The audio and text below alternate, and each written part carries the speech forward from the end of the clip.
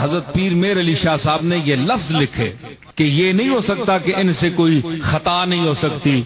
اہل بیت سے، کہ یہ غلطی نہیں کر سکتے، یہ بھول چوک ان سے نہیں ہو سکتی، ایسی کوئی بات نہیں ہے، یہ بھی بھول سکتے ہیں، ان سے بھی خطا ہو سکتی ہے، اور یہ بھی اللہ سے معافی مانگتے ہیں بتقاضائے بشریت۔ چاہے وہ اہل بیت کا کوئی بہت بڑا فرد ہو، امام حسن ہو، امام حسین ہو، علی المرتضیٰ ہو، تو طبقہ انبیاء کو اللہ نے معصوم رکھا ہے۔ عصمت جو ہے یہ مخصوص ہے انبیاء علیہ السلام کے ساتھ۔ یہ کہنا کہ یہ پاک ہیں نبیوں کی طرح، یہ عقیدہ غلط ہے، یہ اہل سنت کا عقیدہ نہیں ہے،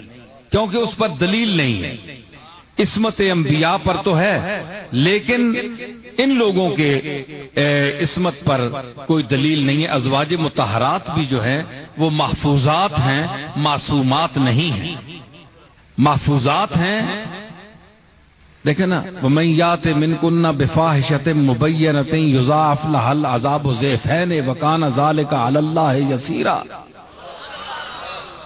اگر امکان گناہ نہ ہوتا تو اللہ نے فرمایا کہ اے نبی کی بیویوں، اگر تم میں سے کسی نے فحشہ کام کیا تو امت کے لوگوں کو ایک بدلہ دوں گا اور تمہیں دو، اس لیے کہ تم رسول کی بیوی ہو اور ایسا کام کیوں کیا ہے؟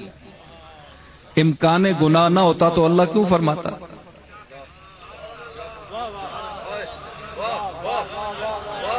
تو جب مائیں معصوم نہیں ہیں تو اولاد کس طرح معصوم ہو سکتی ہے؟ تو اسی پر پیر میر علی شاہ صاحب نے شیعہ اور سنی کے جو میں آپ محاکمہ کیا ہے، اور تصفیہ مابین سنی و شیعہ میں بڑی تفصیلی بحث کی ہے، اس میں انہوں نے یہ بھی لکھا ہے، حالانکہ ایک سید گھرانے سے ان کا تعلق ہے، اور بعض لوگوں کا یہ خیال ہے کہ جو شخص سید ہو اس کا شیعہ ہونا ضروری ہے، کہ وہ شیعہ مسلک کا آدمی ہو، اگر وہ شیعہ نہیں ہے تو وہ سید نہیں ہے۔ تو یہ ایک غلط فہمی ہے۔ محمد اور آل محمد سے محبت کرنا یہ اصل ہے، یہ ایمان کی اصل ہے۔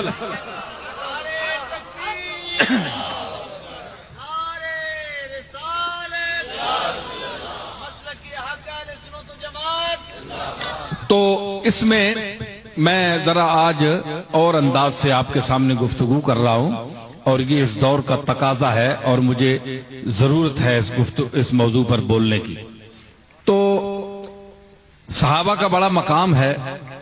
اور اس میں بھی درجات ہیں، سابقون الاولون ہیں،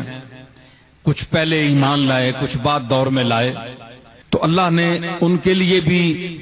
وعدہ فرمایا اچھائی کا تمام کے ساتھ، تو ہم ان کا بھی احترام کرتے ہیں۔ تو جس طرح اہل بیت کے افراد، ازواج مطہرات اور اولاد رسول یہ جب معصوم نہیں، اور حضرت پیر میر علی شاہ صاحب نے یہ لفظ لکھے کہ یہ نہیں ہو سکتا کہ ان سے کوئی خطا نہیں ہو سکتی اہل بیت سے، کہ یہ غلطی نہیں کر سکتے، یہ بھول چوک ان سے نہیں ہو سکتی، ایسی کوئی بات نہیں ہے، یہ بھی بھول سکتے ہیں، ان سے بھی خطا ہو سکتی ہے، اور یہ بھی اللہ سے معافی مانگتے ہیں۔ وہ تو ایسی بارگاہ ہے کہ معصوم ہو کر بھی استغفار کرتے ہیں، اور یہ کہتے ہیں کہ کوئی ہماری ایسی بات نہ ہو جو مالک کو ناگوار گزری ہو۔ حضور کتنی مرتبہ دن میں استغفار فرماتے تھے؟ تو یہ وہ بارگاہ ہے اللہ کی۔ تو اس حوالے سے کوئی بھی معصوم نہیں ہے، خطا ہو سکتی ہے، تو اپنی طرف سے عصمت کا یہ عقیدہ گھڑ لینا بغیر کسی سند کے، شرعی سند کے، قرآن و حدیث کی سند صحیحہ کے بغیر کسی کے متعلق کوئی عقیدہ گھڑ لینا کہ یہ طبقہ یوں ہے، یہ طبقہ یوں ہے، تو اس کی اہل علم کی نظر میں کوئی حیثیت نہیں ہوتی۔ جب تک آپ کے ساتھ، آپ کے پیچھے کوئی دلیل قطعی نہ ہو، حدیث صحیح موجود نہ ہو، کوئی قرآنی ثبوت نہ ہو، ادلہ قطعیہ میں سے کوئی دلیل نہ ہو، تو ویسے ہوا میں تعمیر شروع کر دینا یہ کوئی سمجھداری کی بات نہیں ہے۔ تو اہل سنت والجماعت کا جو مسلک ہے 1400 سال پر محیط ہے، اس میں بڑے بڑے اکابر اور بڑے بڑے لوگ پیدا ہوئے ہیں، تو یہ مسلک بڑی چھان پھٹک کے بعد جس طرح کہنے نا چھاننی وچ چھن کے پہنچے ہیں۔ 1400 سال نہیں چھاننی لگی ہے، ہر عقیدہ ہر بات جو ہے وہ چھن کر آ رہی ہے، تو اس میں بڑی بڑی روایات ہیں، بڑے بڑے عجیب باتیں ہیں۔ تو یہ فرقے وجود میں آئے حضور علیہ الصلوۃ والسلام کے بعد، انہوں نے اپنے اپنے جس طرح شخصیت پرستی ہوتی ہے، شخصیت پرستی کا دور شروع ہوا، اور جس طرح احادیث میں آتا ہے کہ حضور علیہ الصلوۃ والسلام نے جناب علی المرتضیٰ سے فرمایا کہ تم سے جو بغض کرے گا وہ منافق ہوگا، اور جو حد سے بڑھ کر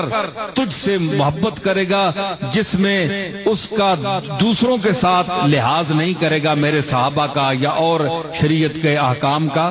وہ بھی جو ہے وہ بھی نجات نہیں پائے گا، وہ طبقہ وہ بھی خسارے میں رہے گا۔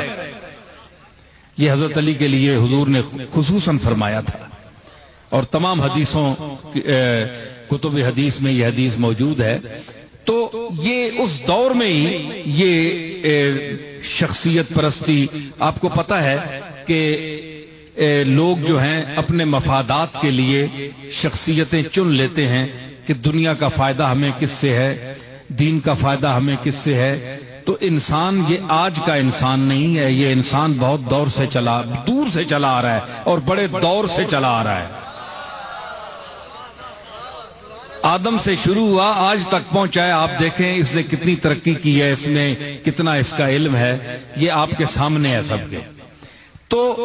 آپ یہ کہیں جناب کہ ہم جو ہیں اس دور میں ہمارے انسانوں کے جو تقاضے ہیں وہ کچھ اور ہیں، پچھلے جو تھے وہ ہمارے جیسے انسان نہیں تھے، وہ ہمارے جیسے ہی انسان تھے،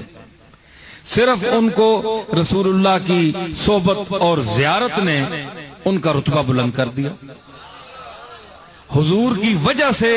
ہم نے اہل بیت کی بھی محبت کرنی ہے، عزت کرنی ہے، اور صحابہ کا بھی خیال رکھنا ہے، ٹھیک ہے نا؟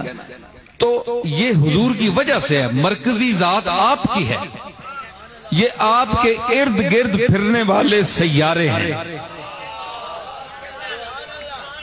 تو سورج کے قریب تر جو ستارہ ہوگا، جو سیارہ ہوگا، اس کو قرب کا اتنا ہی شرف ہوگا جتنا وہ قریب ہے، اور جو جتنا دور ہے تو اسی مدار میں گردش تو وہ سورج کے ارد گرد ہی کر رہا ہے، لیکن اس کا مدار کھلا ہے، وہ ذرا دور ہے، اور یہ ذرا قریب ہے، اور جو قریب ہے وہ قریب ہے، جو بعید ہے وہ بعید ہے۔ دیکھیں نا، جو قریب ہیں وہ قریب ہیں۔ اب دیکھیں حضرت صدیق اکبر حضور کے قریب تھے،